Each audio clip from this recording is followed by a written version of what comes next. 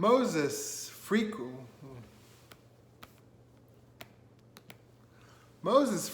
promises that the Israelites will be rewarded for observing divine commandments.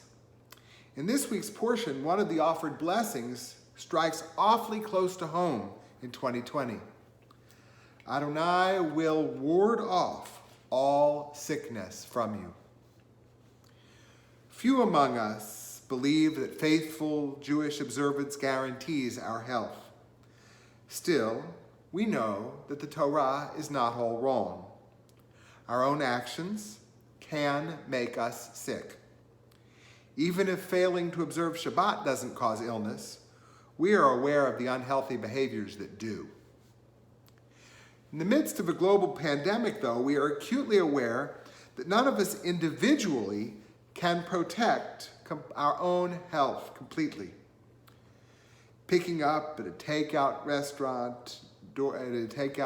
a restaurant doorway last week, I found an unmasked dine-in patron in my face, and I had no place to retreat. On a larger scale, our government leaders, through their action and through their inaction, have sometimes controlled the virus, but have more often permitted it to spread. A pandemic comes with its own commandments, and our good health requires that our entire society abide by those laws. This month, Arkansas school children are scheduled to return to class. Just this week, Secretary of Education Johnny Key announced that all of our state's school districts are required to offer an in-person education to all students. Every day, the classes would be held if there were no pandemic. The case for reopening in-person school is strong. The Centers for Disease Control argues extended school closure is harmful to children. It can lead to severe learning loss. Disparities in educational outcome caused by school closure are a particular concern for low-income and minority students and students with disabilities. Many low-income families do not have the capacity to facilitate distance learning. Extended school closures are also harmful to children's developmental development of social and emotional skills. Additionally, extended closures can be harmful to children's mental health and increase the likelihood that children engage in unhealthy behaviors. Moreover, extended school closures can be harmful to the nutritional health of children. Nationwide, more than 30 million children participate in the National School Lunch Program, and nearly 15 million participate in the School Breakfast Program. From my own experience trying to provide meals to this same population of children during the summer, I know that only a minority access free meals when school is not in session. Parents of young children are among the hardest hit by pandemic stress, particularly in households where every adult in the house, often a single parent, works. Childcare has been harder to access during the pandemic, particularly for poor families. Where parents work at home, they may lose income because they're unable to devote themselves fully to their work. By the time school is scheduled to start August 24th, children will have been at home over 5 full months. The pain associated with not reopening schools in person, at least for those who choose it, would be real. The Centers for Disease Control and Prevention report doesn't dwell on health risks of reopening in-person school. A hint, though, may be found in one sentence.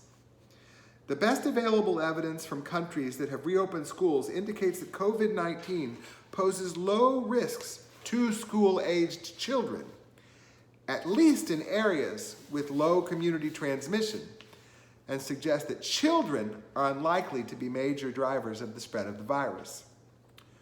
A close reading of this passage reveals that the CDC does not address the threats to the health of teachers and other adults who work in our schools, some of them older, many with pre-existing conditions that make them particularly vulnerable. Notably, even in claiming that the threat to children's health is modest, the CDC says that's true, quote, in areas with low community transmission. And that's the catch. As the Arkansas chapter of the American Academy of Pediatrics emphasized in announcing that it cannot support a statewide return to school decision in August in Arkansas. While some counties may have extremely low rates of spread, others have growing numbers of positive cases or consistent positive test rates hovering around 30%, indicating that community spread is uncontrolled and testing is not sufficiently reaching all infected people. Additionally, safety policies and resources are not standardized across the state, leading to inequitable protection for children, teachers, and families.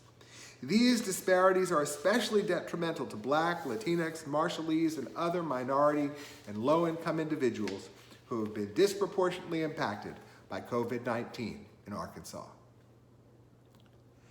As much as this question impacts parents, teachers and their families are also on the front line. Several have authorized me to share their fears and rage. Central High's Rosie Valdez, the National Debate Coaches Association Educator of the Year, posted a photograph of what she fears may be her grave marker. Valdez, 1987 to 2020, loved your children to death.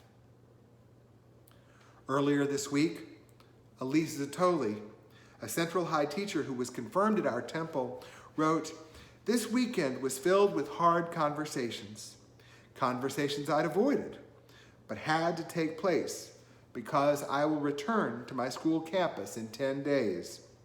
I will join 200 plus colleagues inside a building widely known for being a maze of classrooms inside classrooms. I showed my family where my documents and papers are located. We made plans for what to do if I become ill or hospitalized or worse. We cried a lot. I felt ashamed that I was relieved that my mother wasn't here to worry over me." Her mother was our sisterhood president, Naomi Zatoli of blessed memory. Alex Handfinger, son of our temple vice president, Joy Figarski, is worried and outraged because his immunocompromised partner must return to the classroom. Alex wrote, "I'm so mad that our educators and children are being forced to literally put their lives on the line by being crowded into buildings together in the middle of the worst public health crisis in 100 years. We face a conundrum. Opening the schools in person is required for Arkansans' education and well-being. Keeping the schools closed is necessary to preserve public health. Opening the schools is a mitzvah, but keeping them closed is also a mitzvah. Our sages were no strangers to competing mitzvot, frequently articulating how to choose when two obligations are in conflict. In every case, if saving life is at stake, that mitzvah takes priority. Incest, idolatry, and sexual violations being the only exceptions. Arkansas leaders have good reason to open school in person. Children and families are suffering, a calamity that will continue whether schools open in person or not. Arkansas pediatricians and educators have very strong cases for keeping school online for now. The commandment, the mitzvah of which Moses speaks in Deuteronomy, is ultimately the obligation to save lives. In this case, not opening school in person until we see a marked decline in new infections and positive test results. Let us urge Arkansas to follow this moral law, praying that if we do, the promise of this week's Torah portion will be fulfilled. Adonai will ward off illness. Amen.